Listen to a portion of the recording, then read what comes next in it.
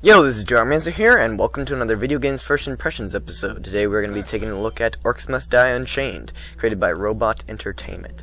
Orcs Must Die Unchained is a third-person tower defense game. If you played Orcs Must Die or Orcs Must Die 2, then... Wait a second. Those lanes... This is a MOBA? Well, that's a combination... Wait a second. This is a card game too? Oh gosh, no! Stop, please! No!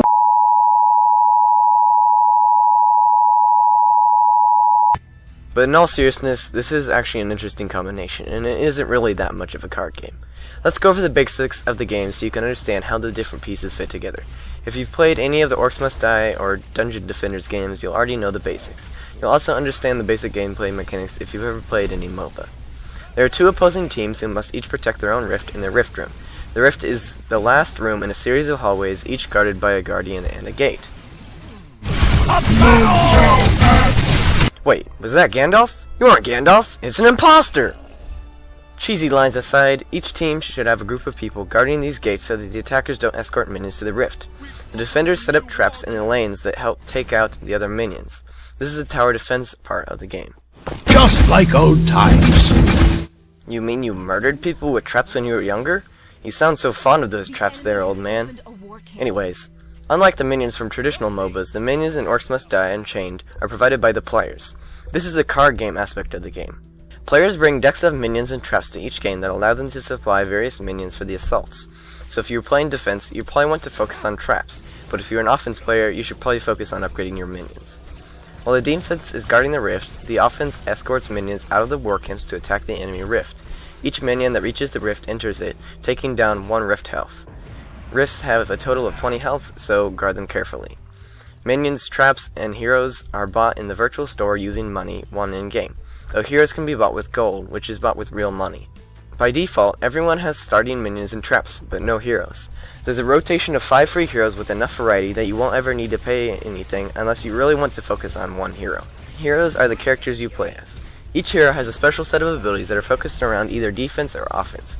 Heroes have a health bar and a mana bar.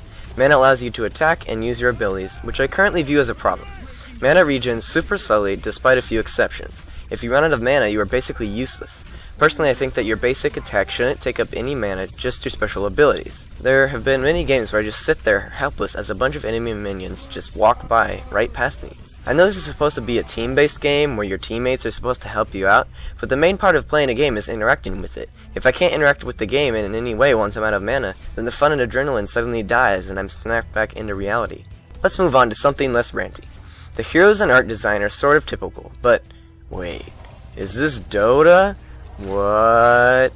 But yeah, this is the third Orcs Must Die game, so they're just sticking with what they have already established, a cartoony, clean look. Hero skins can be bought with gold in order to customize the look of your character, though some of the skins aren't exactly the most inventive, being just recolors of some of the basics.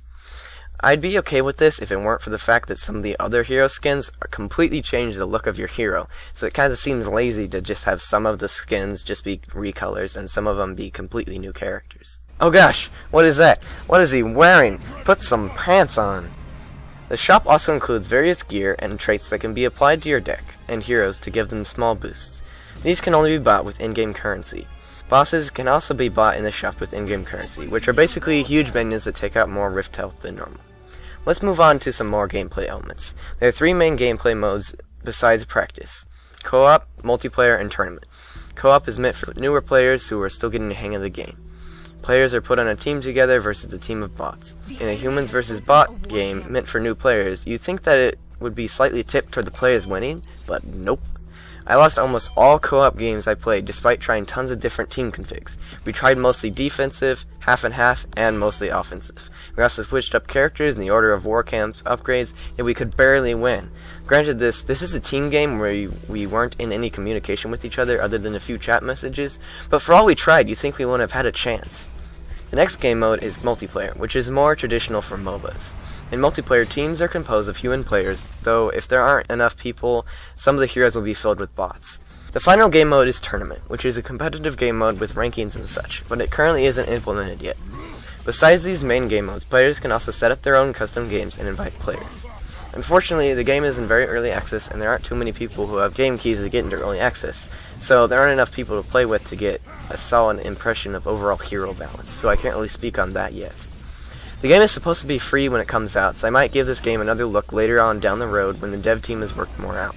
So I think I'll end my review here, since Robot Entertainment still has a long time to fix things.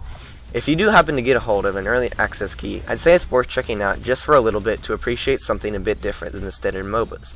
But I'd wait until a little bit later to get fully invested in the game, because a lot can change between now and then. If Robot Entertainment avoids tipping over into the pay-to-win model, this game could be an interesting mashup once it comes out, so keep an eye on it if you like MOBAs or the Orcs Must Die or Dungeons Defenders game. Thanks all for watching. If you enjoyed, give this video a like and check out some of my other first impression videos. Subscribe for more and leave a comment below if you have something to say about Orcs Must Die Unchained.